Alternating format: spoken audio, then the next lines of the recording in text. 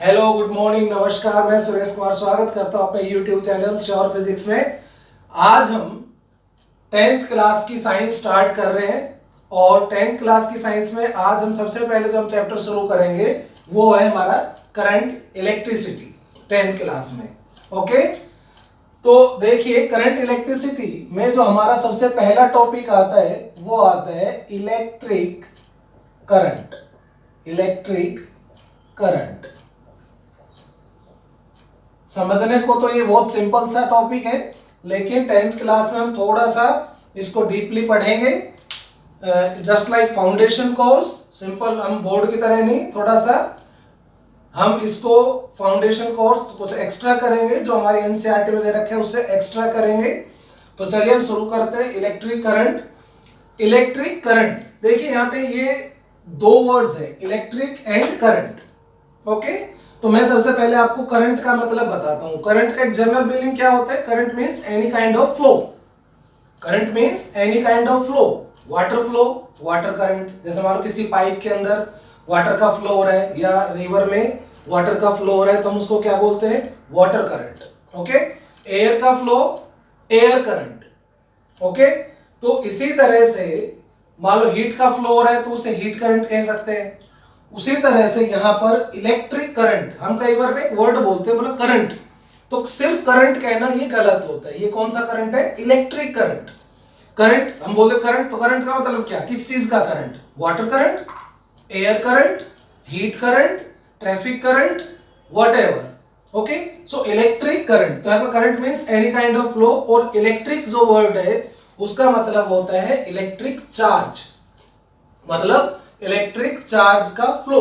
तो electric current means flow of electric charge constitute the electric current. Flow of electric charge constitute the electric current. तो मैं आगे बढ़ने से पहले आपको चार्ज के बारे में बताना चाहूंगा कि ये चार्ज है क्या। फर्स्ट ऑफ ऑल हम चार्ज के बारे में डिस्कस करेंगे। तो इलेक्ट्रिक करंट क्या है? Flow of electric charge constitute electric current. ये इसकी एक जनरल वैसी डेफिनेशन है। अभी इसके अंदर एक मैथमेटिकल फॉर्म में भी डेफिनेशन आएगी, वो अभी मैं बताऊंगा। ये एक जनरल डेफिनेशन है इलेक्ट्रिक करंट का मतलब क्या होता है। तो flow of electric charge constitute electric current. Now we will discuss about electric charge. What is electric charge?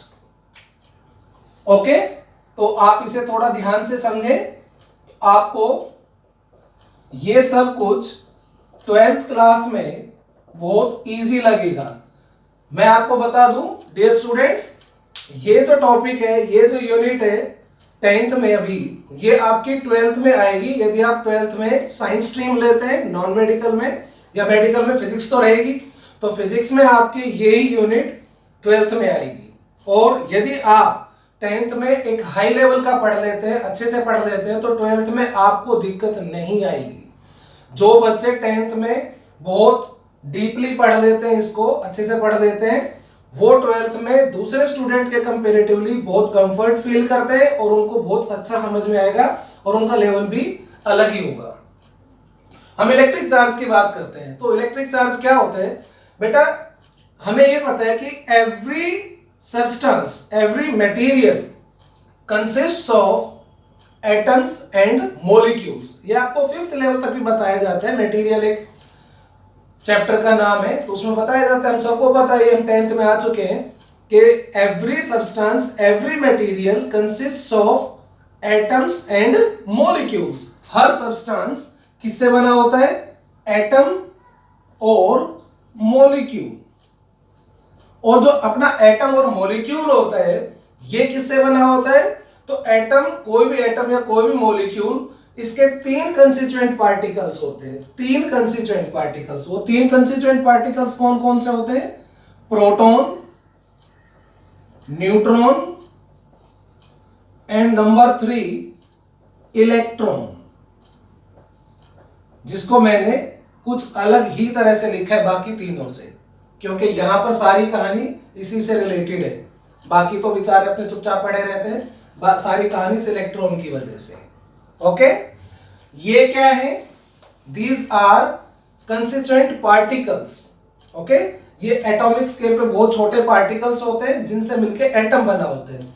अब एटम के भी दो हिस्से होते हैं, एक होता है न्यूक्लियस, न्यूक्लियस जिसके अंदर प्रोटॉन और न्यूट्रॉन होते हैं।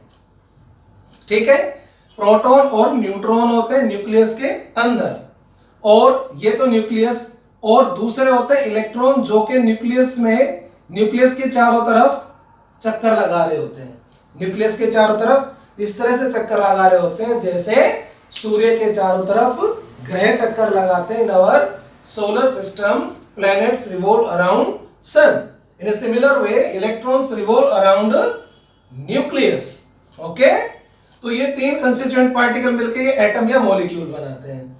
अब मैं बात करता हूं कि इन पे चार्ज, इलेक्ट्रॉन और प्रोटॉन पे जो होता है चार्ज होता है। चार्ज क्या चीज है मैं उसके बारे में आपको डिटेल में बताऊंगा।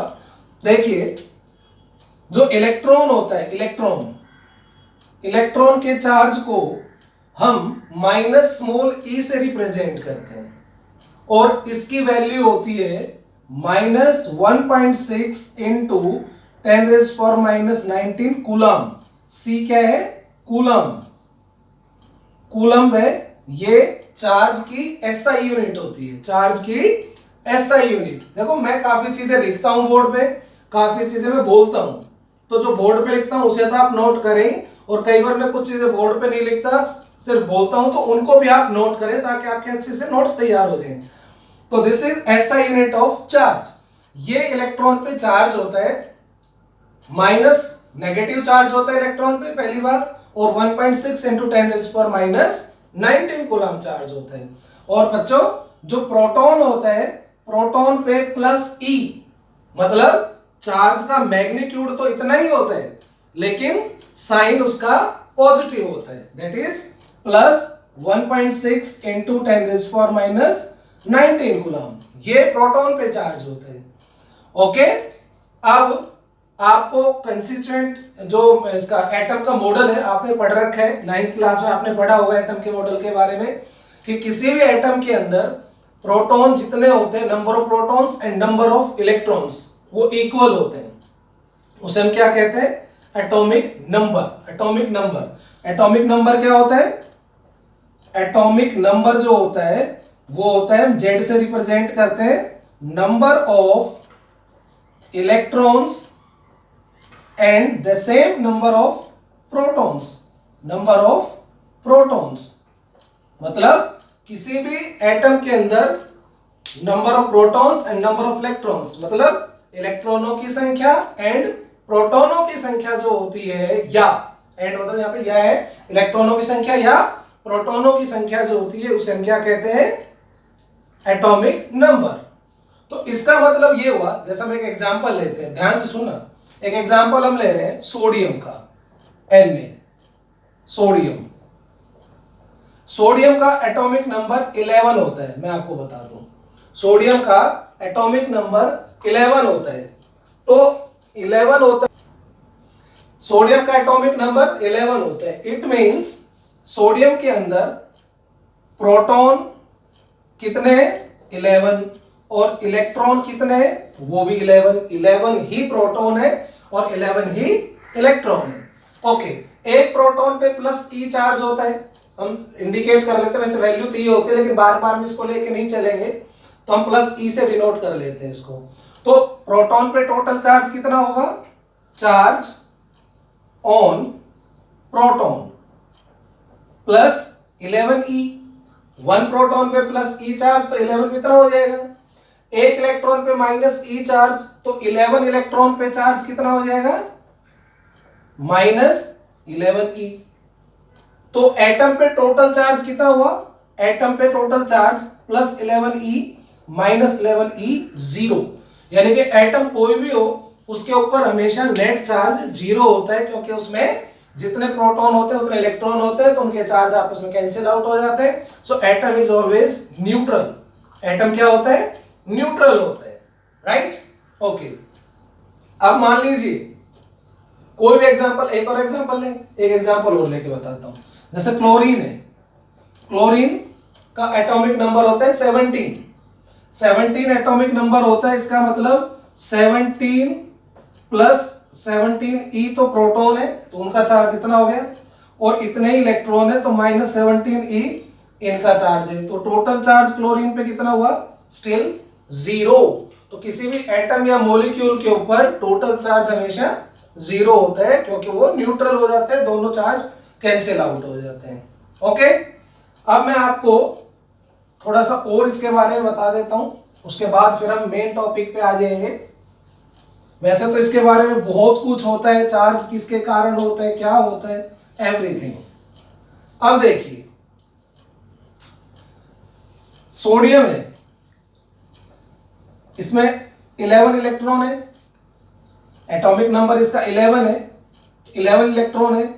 और वो 11 इलेक्ट्रॉन किस तरह से होते हैं, पहले ऑर्बिट में 2 इलेक्ट्रॉन, दूसरे में 8 और तीसरे में 1, 2 8 1।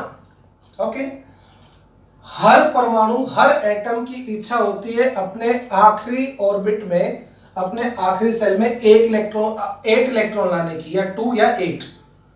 2 तो तब होगा जब सिर्फ 1 ऑर्बिट होगा, लेकिन यदि उसके बाद ज्यादा है तो लास्ट ऑर्बिट में इलेक्ट्रॉन 8 रखना चाहता है कोई भी एटम।